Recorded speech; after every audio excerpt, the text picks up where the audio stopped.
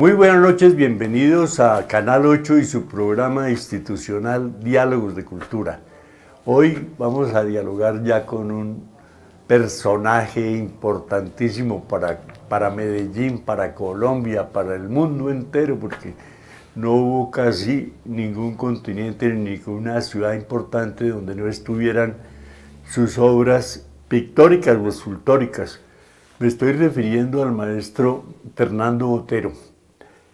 Fernando Botero es uno de esos hombres que le mejora sustancialmente la imagen a los colombianos en el exterior. Es de esos que uno va a verlo en una exposición, tanto en una galería, en un museo, como en la calle, porque dada su obra monumental, pues muchas calles en el mundo tienen una escultura de Botero. Me estoy acordando de la escultura monumental que hay en Cartagena, en la plaza,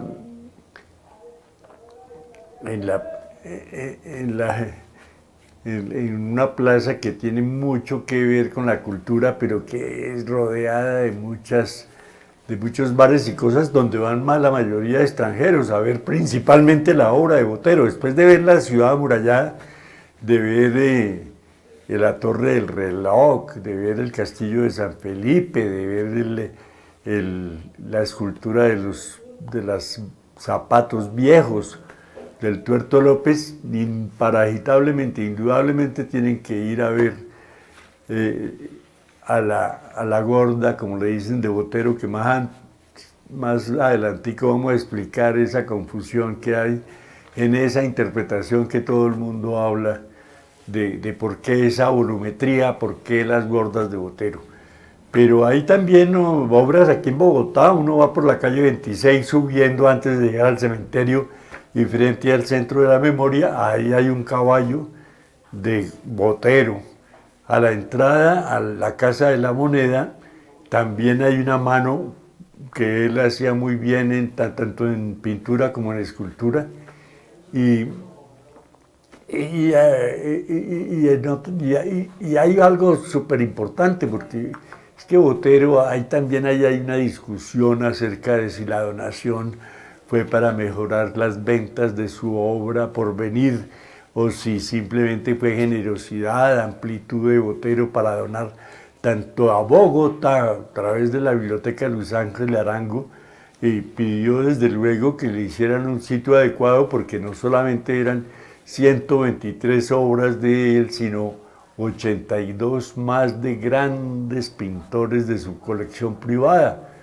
Entonces, Giacometti, Picasso, bueno, 82 obras de 82 artistas reconocidos, y él, como buen artista, buen seleccionador de las obras, que ya uno compra una obra por curiosidad y como adorno, pero ellos, los artistas, sí tienen un ojo muy especial para seleccionar una obra que va a ser de su colección privada, y que después, cuando ya tuvo ingresos suficientes para desprenderse de las obras, pues que porque tanta acumulación tampoco hay obras. Sumadas las dos donaciones eran 246 obras de Fernando Botero y unas 160 adicionales que merecen ser colgadas, expuestas en sitios que sean atractivos, que tengan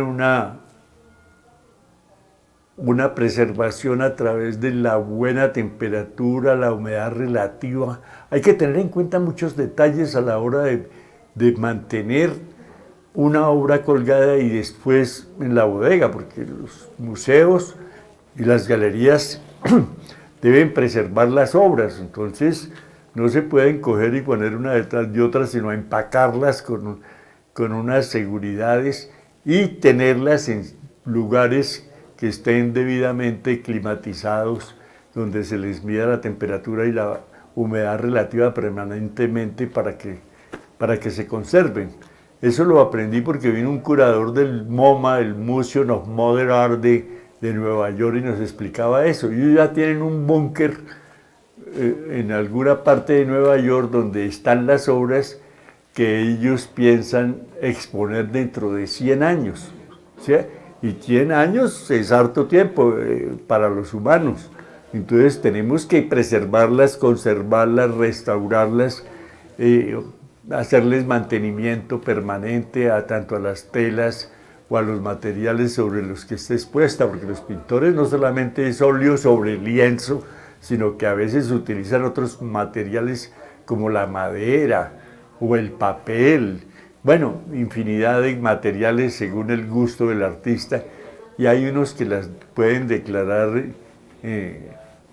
digamos que transitorias, que no duren mucho tiempo, ellos no están interesados en que duren, y otros sí miran qué tipo de tela, cómo la curan, de qué madera están hechos los marcos, los pigmentos, para que permanezcan, para que los supere en su vida y muchas generaciones más, porque están interesados en enviar un mensaje a las generaciones futuras, que a veces no alcanzamos a interpretar nosotros. Entonces toca estudiar, toca ir, toca formar públicos, por eso me interesa en ir a los colegios y hacer charlas y conferencias, que a veces no les gustan porque, bueno, algún motivo tendrán para hacer censura o dependiendo del tipo de pintura. A Botero, estando muy joven, lo censuraron y como decimos aquí, lo echaron del colegio. ¿Por qué? Porque hacía dibujos para el suplemento cultural del Colombiano en Medellín, y entonces pintaba desnudos y decía que eso era inmoral, que eso iba contra las buenas costumbres, la religión, que eso no estaba bien y que un alumno de esa estatura moral no podía estar en sus aulas. Entonces lo sacaron del colegio, pero él lo hacía en un sentido meramente artístico, como lo hizo, pues yo creo que fue contemporáneo, compartieron escenario y muchas conversaciones con Débora Arango, que Débora Arango era una mujer pues distinta, diferente, rebelde, que quería tener una libertad para opinar y lo logró a través de la pintura sobre la desigualdad, la inequidad, la prostitución, la pobreza, todo eso está fijado en sus cuadros de Débora Arango. Pero Pedronel Gómez, también pintaba cosas que muchas veces a los líderes, a los políticos, a los dirigentes no les interesaban mucho que eso estuviera en el museo, porque la gente decía, ahora sí hay pobreza, hay prostitución, hay vagancia, hay violencia. Y Botero se ocupó muchas veces de esos temas, de la violencia, por ejemplo, cuando pintó Abu Ghraib, violencia de tortura de soldados norteamericanos a los iraníes, y él la transcribió y la presentó en muchas partes y finalmente en la Universidad de Berkeley en California, y les gustó tanto que él decidió donarle la serie de cuadros de Abu Ghraib a la Universidad de Berkeley en California. Era un hombre muy generoso. Otros dicen, no, él lo que quería era especular con su obra y como no podía venderla, entonces la donó, la regaló para evitar pagar impuestos y bodegaje, y lo que quería era que su obra se valorizara. Porque pues como había mucha oferta y poca demanda, entonces los precios se reducían y él ya había vendido algunas obras. Entonces hay que tener un poquito de cuidado al opinar sobre eso, porque vamos a hablar de ese tema. Cuando Botero empezó 18 años ya creía que tenía como condiciones para ser artista, y gracias a un maestro, Rafael Sáenz, en Medellín, dice que le dio los primeros consejos y que esos consejos perduraron aún después de haber pasado por 2 escuelas de las más afamadas en Europa, como fue la de San Fernando en Madrid y otra en Florencia, Italia. Dice, los consejos que me dio el profesor Sáenz permanecieron. No dice cuáles son, pero... Y él llegó muy joven, 18 años, se fue a Tolú, Coveñas, a vivir y a mirar el manejo de la luz, porque ellos tienen mucho cuidado. Dicen que en Marruecos, que lamentamos mucho lo que ha sucedido en Marruecos por el terremoto, y los artistas iban mucho a Marruecos porque decían que la luz era perfecta para pintar. Y hay respecto de la luz otros cuentos, como que hay gente que pinta siempre en la misma época del año, a la misma hora, con la misma luminosidad solar, para no perder o hacer cambios bruscos en los trazos que está pintando, cuando la obra es grande, es monumental, es de gran formato, dicen ellos. Entonces eso fue a buscar allá, hizo varios murales que todavía los conservan allá las personas de Tolú y Coveñas, y después se casó con Gloria Sear, hija del doctor Sear Hernández, que fue ministro de gobierno, embajador, en fin. Pero en México, allá se encontró con José Luis Cuevas y otros artistas, pero José Luis Cuevas decía que él le había dicho: todo el mundo pinta flacos, ¿por qué no pintas gordas? Y que ese fue el origen de la volumetría. Pues hay que contradecir a José Luis Cuevas, porque Botero ya había pintado en el año 57 esta mandolina, y esa mandolina, por gusto, por experiencia, por accidente, o porque así lo concebía él, porque el artista crea en su cerebro, en su cabecita, mucho tiempo antes de ejecutar la obra. Entonces seguramente le rondaba eso de cómo ser único, cómo ser especial, diferente a los demás artistas. Y a él le encantaba lo de la volumetría.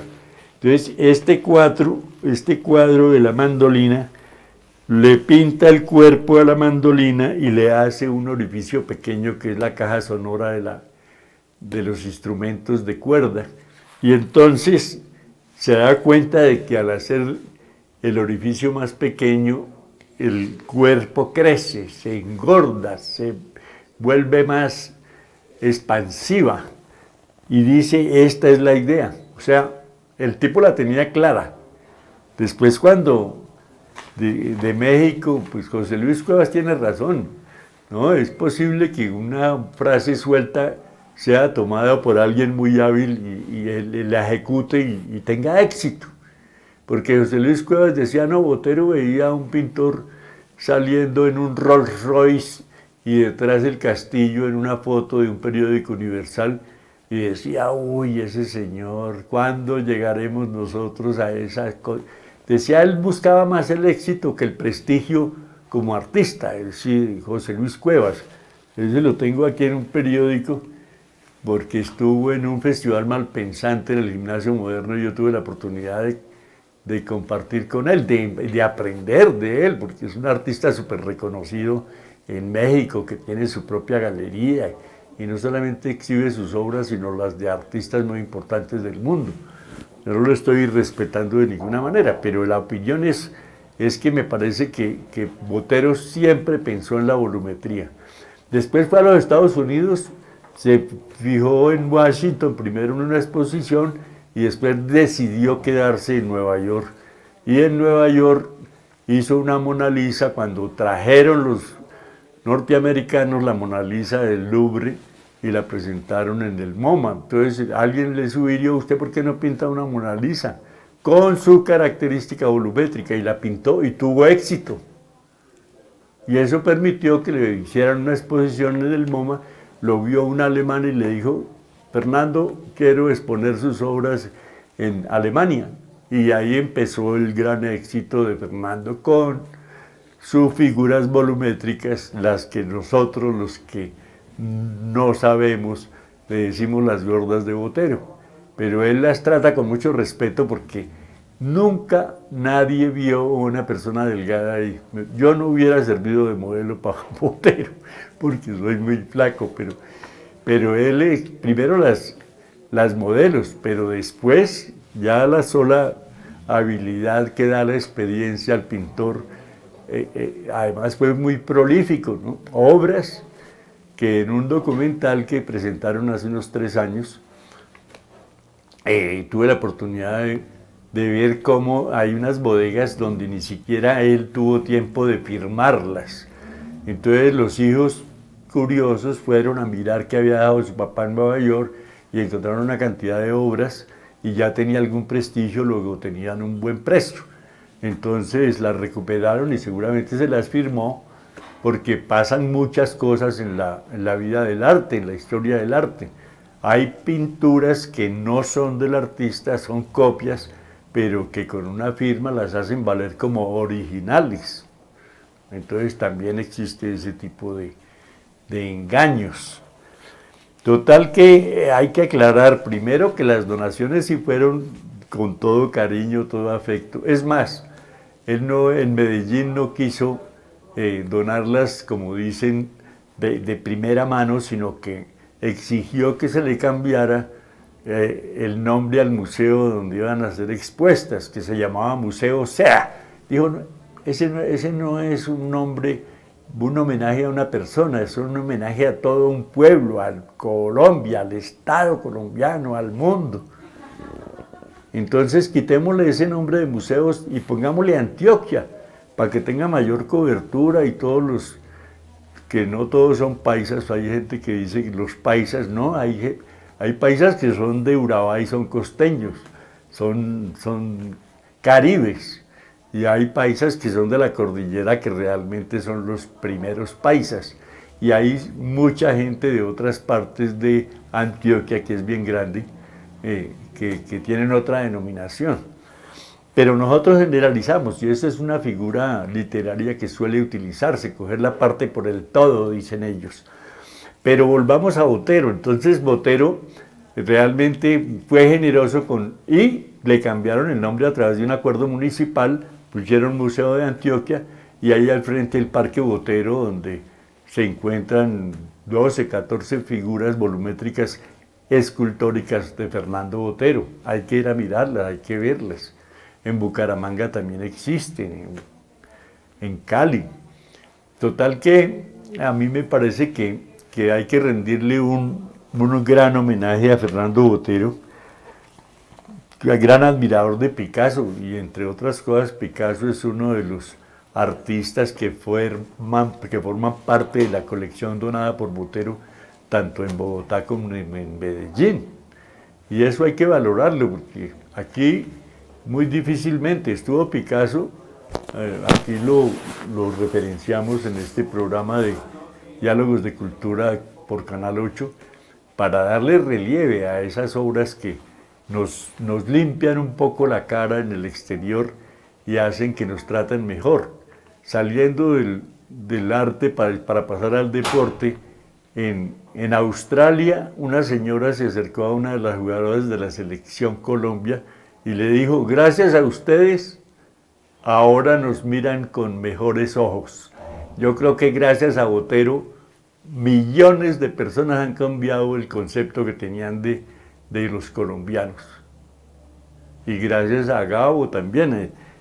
Hay muchas publicaciones de Fernando Botero, por ejemplo, este especial de cromos, con motivo del cumpleaños número 90, y ahí esto circula y le van dando algo de publicidad positiva a los extranjeros. Esta me encanta, este también fue un catálogo, yo fui a la exposición y me lo regalaron, pero ahí demuestra que efectivamente la mandolina fue la primera figura volumétrica que pintó, y fue portada y fue también impresa en este catálogo de una de las tantas exposiciones que ha hecho el museo que se llama Donación Botero, ahí en la Casa de la Moneda. Entonces pasen la tumba de Fernando Botero. Tenía su estudio en Mónaco, vivía en Pietrasanta, pero cada año, en verano, julio, reunía a la familia, compartía con ellos sus proyectos, sus propuestas, sus exposiciones, la obra que estaba realizando. Compartía, era muy de la casa.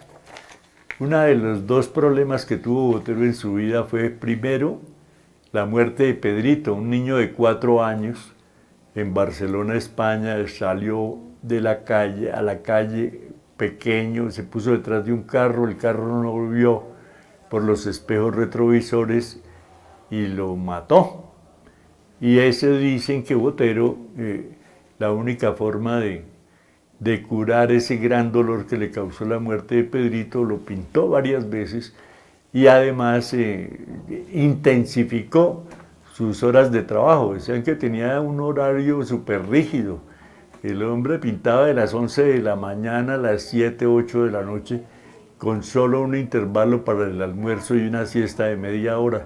Pero imagínense, descontémosla ahorita y son 6, 7 horas de trabajo. Y que tenía una forma de trabajar muy especial, porque él decía que había que pintar a la altura de los ojos, que es la forma también de determinar la estatura del escritor, del callejero, que escribe una frase en la pared y uno puede determinar la altura del intruso a través de medir del piso al renglón escrito para determinar la estatura. Entonces él tenía un caballete muy dinámico que permitía, cuando pintaba la parte alta, descenderla a la altura de los ojos y la parte baja subirla para que le caiga a la altura de los ojos y pintar de pie. Tenía unas costumbres muy propias de cada artista. Yo conocí aquí el maestro Garnica, también tiene un caballete espectacular, lo mueve de derecha a izquierda, de abajo para arriba. Bueno, ellos diseñan su propio caballete. Este que estamos mirando aquí es un caballete de mano que utilizan las personas que van generalmente a pintar paisajes, lo ponen sobre una mesa y queda fácil trabajar. Y después lo recogen, la pintura, el caballete debajo del brazo y para la casa. El momento en que se acaba la luz que quieren que les sirva de ayudante para el color de sus obras. Y otra de las cosas que tuvo Fernando Botero fue el lamentable hecho de que el hijo de su mismo nombre, Fernando Botero Sea, saliera político, se metiera en líos con el que llamaron después Proceso 8000, en una campaña de Ernesto Samper Pizano que fue financiada por el cartel de Cali de los hermanos Rodríguez Orejuela, y resultó involucrado como parte de la campaña Fernando Botero, unos meses detenido naturalmente con casa por cárcel, y al fin pagó su pena, viajó a México, y él dice que esas dos cosas, Pedrito y su fallecimiento prematuro, y el lío de Fernando, su hijo, pero que lo superó ambas a través del trabajo, a través de las pinturas, de sus series, de su creatividad, de su imaginación. Y por eso yo creo que también, como que decir, hay que corresponderle a la sociedad, a la comunidad colombiana, por esa falla del hijo que pues resultó involucrado por terceras personas, pero hay que pagarla. Y yo tengo un dicho que dice que los errores se pagan con plata o con sangre. Y él la pagó con la donación de su obra, y la vamos a ver muchas generaciones más si la cuidamos a partir de hoy. Entonces, pasen la tumba de Fernando Botero, y a los habitantes de Chía, Sabana Centro, y quienes nos vean a través de las redes sociales, que vayan y visiten la obra de Botero, la miren, la analicen, si no saben, pregunten. En arte hay que preguntar de quién es la obra, quién es ese señor, de dónde nació, dónde estudió, qué es lo que quiere decirnos a través de esa pintura, de esa escultura, qué mensaje es el que nos está enviando, no a la violencia. A mí me encanta que en este libro, que se llama Artistas por la Paz,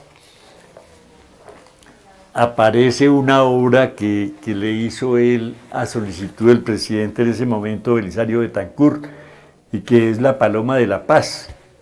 Entonces, esta obra me parece que también es un hombre que piensa en que si entramos en calma seremos mejores seres humanos y unidos por un propósito común lograremos el desarrollo que merecemos para vivir una vida digna, lejos de la violencia, el narcotráfico y la corrupción. Eso quería Fernando Botero.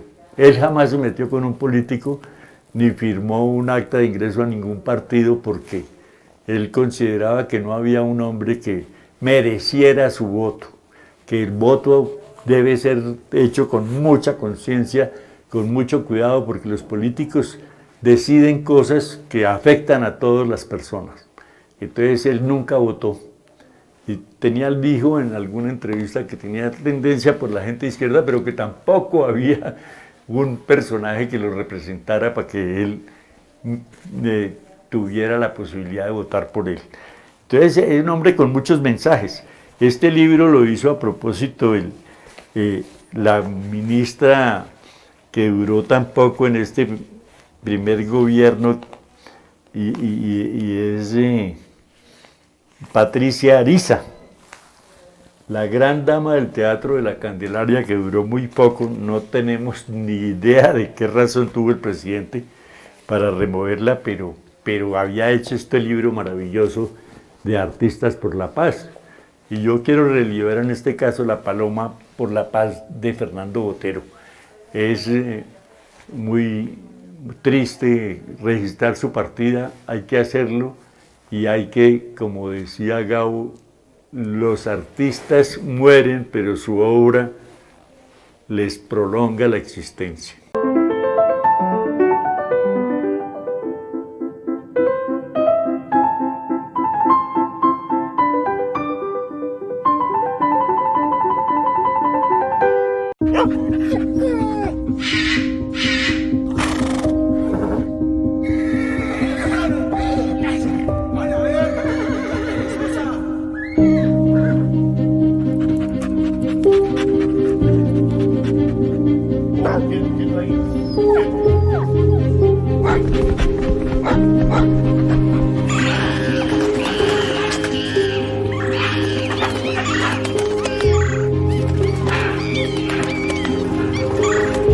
A diario miles de animales sufren maltrato físico y emocional grave. El cautiverio, la violencia física y el abandono pueden provocar su muerte.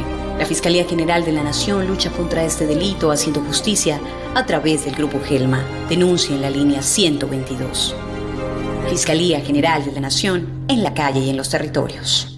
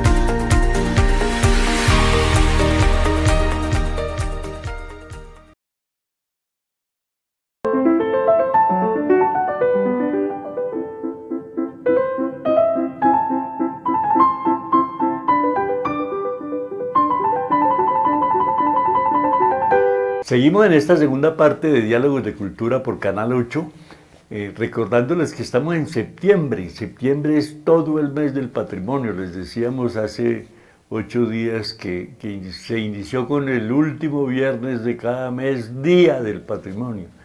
Después se dieron cuenta de la importancia del patrimonio cultural y lo llamamos la Semana del Patrimonio. Pero ahora estamos celebrando el mes del patrimonio, el 1 de septiembre hasta el último día. Todos los días podemos hablar de patrimonio porque cada vez es más diverso. Entonces tenemos como patrimonio, por ejemplo, la fiesta de negros y blancos en Pasto, el carnaval de Barranquilla, las misas de Popayán, del mismo Mompox. Todo eso es patrimonio inmaterial, la música, la gastronomía, el vestuarismo que dicen los extranjeros. Cada vez que vamos a Colombia encontramos en 20 kilómetros una persona que habla diferente, tiene un acento distinto, viste y come diferente, tiene unos paisajes preciosos. Por esa diversidad, esa plurietnicidad que tenemos. Entonces somos pluriétnicos y multiculturales, así nos define la Constitución. Y por eso ya hablamos del patrimonio cultural sumergido, el Galeón San José, del patrimonio cultural que queremos que nos devuelva España, y que está en estos momentos en Madrid, en la galería o en el Museo de las Américas, y queremos que también se nos convierta Chiribiquete en un destino cultural mundial que genere ingresos, divisas, pero que se cuide, se preserva, se mantenga para las próximas generaciones locales, nacionales y mundiales. Todo eso queremos nosotros los vigías del patrimonio. Pero Colombia también es patrimonio cada vez que visitamos un municipio. Si uno ve a Santa Fe de Antioquia, cerca de Medellín, por una carretera buena, se encuentra en una forma, como decía el extranjero, distinta, diferente, cambia totalmente el paisaje. Hay un puente que llaman de Occidente, que fue hecho por un paisa inquieto que había trabajado en el puente de Brooklyn, en Estados Unidos, y que los alemanes no pudieron con él. Dijeron, no, eso es imposible, matemáticamente no es viable hacer ese puente. Y el paisa lo tuvieron que retomar porque él trabajaba hasta las 5, se tomaba sus aguardientes y le gustaba la música, pero lo regresaron ahí para que pudiera terminar el puente porque según él los cálculos estaban bien hechos. Y lo logró, y es una gracia pasar por ese puente. Pero también la gastronomía y sobre todo las calles empedradas, las casas que conservan su originalidad. No hay un grafiti en las paredes. Si hay algo, es un poema de Jorge Robledo Ortiz. Se consigue la mejor gastronomía y la atención. Esos paisas son especialistas en hacerse querer, en dar confianza, en inspirar alegría. Esa gente es una maravilla. Los buses pintados por gente del pueblo, pero con unas condiciones, unos adornos muy paisas. Eso no existe en ninguna otra parte del mundo. Y de esas buses escaleras y sobre todo pulcros, siempre bien limpios. Entonces la gente se sube y se va para las veredas. Da gusto estar en Santa Fe de Antioquia. Además, si se puede ir al Festival de Cine, es otra cosa que concentra a todos los cineastas, directores, guionistas, actores, actrices, luminotécnicos, vestuaristas. Ahí encuentra uno de todo como en botica, y ahí en un pueblo todo el mundo está cerca de todos. Entonces una entrevista es fácil, una conversación, una pregunta, una consulta. Todo es posible en Santa Fe de Antioquia. Y se regresa uno por la tarde si no consigue dónde quedarse, y ahí en Medellín está muy cerca. Pero también hay otros pueblos como Lorica, Córdoba. Lorica pues es allá un producto de los inmigrantes sirio-libaneses. Entonces se oye a la gente hablar en unas lenguas bien trabadas, pero también tienen una plaza de mercado muy, muy original, muy ordenadita, muy pulcra. Se consigue todo tipo de ingredientes y finalmente los productos que uno va a consumir en los restaurantes típicos, desde arepa y huevo para arriba con suero costeño. Perdón. Y es una ciudad pequeña, pero que tiene su malecón ahí sobre el río. La gente sale a caminar, a trotar, a hacer ejercicio, a hidratarse después de un día de trabajo, de estudio. Y hay un mural inmenso donde están Manuel Zapata Olivella, la hermana que también fue directora de danzas de la Universidad Nacional, y otros personajes como el que hizo el Flechas, que es un poema impresionante sobre las costumbres y la forma de hablar del típico, del nacido caribe allá en Lorica. Pero también está Barichara, aquí cerquita en Santander se puede ir uno a Bogotá, Tunja, vía Bucaramanga, San Gil y sube a Barichara, y es un pueblo que conserva toda la tradición de la arquitectura, las costumbres, su gastronomía, su forma de vestir y tal. Entonces, como estamos en el mes del patrimonio, vayamos a un pueblo. Guaduas en Cundinamarca también es pueblo patrimonio. Entonces, todo eso hay que mirarlo y considerarlo para que miremos por qué razones son patrimoniales y por qué nosotros no tenemos ni la menor posibilidad de que nos declaren algo como patrimonial. En Chía solamente el Puente del Común fue declarado Monumento Nacional en la época de Alfonso López Michelsen, y creo que el doctor Durán era el ministro de Educación, que en esa época manejaba ese tipo de cosas de patrimonio. Después se creó el Ministerio de Cultura y bueno, ahí vamos. Pero hay que visitar esos pueblos porque primero son de Colombia y hay que conocerlos, porque los extranjeros le preguntan a uno: ¿y qué hay que visitar? ¿A dónde puedo ir? ¿Cuánto cuesta el bus? ¿Se consigue alojamiento? ¿En dónde me voy? Bueno, muchas cosas. Y uno debería tener ese conocimiento, y eso genera lo que llaman los sociólogos sentido de pertenencia, identidad. Entonces hay que ir a eso, hay que ir a Zipaquirá y su catedral de sal, que es famosísima mundialmente. Pero Chía debería preocuparse por el Puente del Común, el Castillo de Marroquín. También vamos a hablar en los últimos programas de septiembre del Instituto Caro y Cuervo, la imprenta patriótica, la biblioteca, el premio ahora se llama Princesa de Asturias, por el diccionario lingüístico.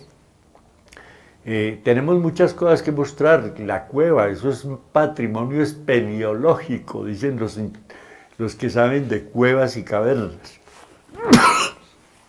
Entonces, Chía también podría, no lo es todavía, un destino turístico cultural si promovemos las cosas que realmente tenemos.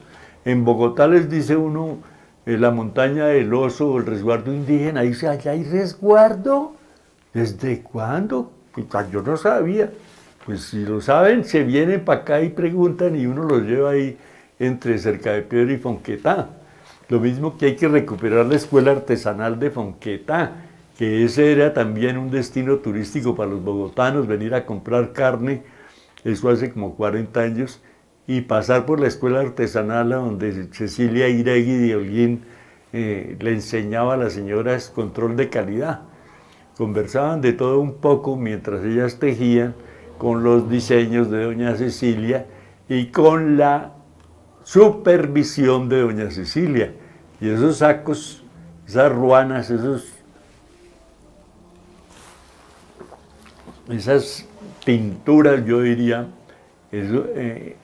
se vendían en el exterior, y nosotros haciendo cosas nuevas teniendo esa casa. Ahí estuvimos con una niña heredera de los Cifuentes en una presentación de cine para optar el grado en audiovisuales. Entonces eso es muy importante, que Chía cuide. Todavía no hemos recuperado las casas que se incendiaron hace como 7, 8 meses, y no le hacemos tratamiento. Están convocando a los artistas para recuperar la plaza, el Parque Ospina, y le piden a uno a través de 11 páginas de letra menuda muchos requisitos para que le dieran 10 millones si es que no le piden algo y toca pagar impuestos y hacer un evento que valga la pena. Pero si uno quiere hacer cualquier cosa, la hacemos. Pero si quiere hacer una cosa que atraiga público, que asista a la gente, que vengan tiene que ser menos complicado. Ahora en época electoral nosotros ni siquiera sabemos de dónde son las personas que están como candidatas. No les preguntamos, pero a uno sí le dicen de dónde viene, pasado judicial, referencias personales. Bueno, 11 páginas de requisitos. Es exagerado y no fijan un jurado especializado que determine realmente quién es el artista ganador y un interventor que garantice que la propuesta efectivamente se va a ejecutar. Por eso es que estamos como estamos, porque descuidamos la parte cultural y artística de Chía. Paz en la tumba de Botero, felicitaciones a la maestra Maruja Vieira, quien acaba de ser condecorada por el Congreso de la República y próxima a cumplir 101 años. Bienvenida, maestra Maruja Vieira, y muchos, muchos años, ojalá que nos acompañe a quienes somos encantados por su poesía. Es todo por hoy, los esperamos el próximo miércoles a las 8 de la noche por el canal 8, Diálogos de Cultura.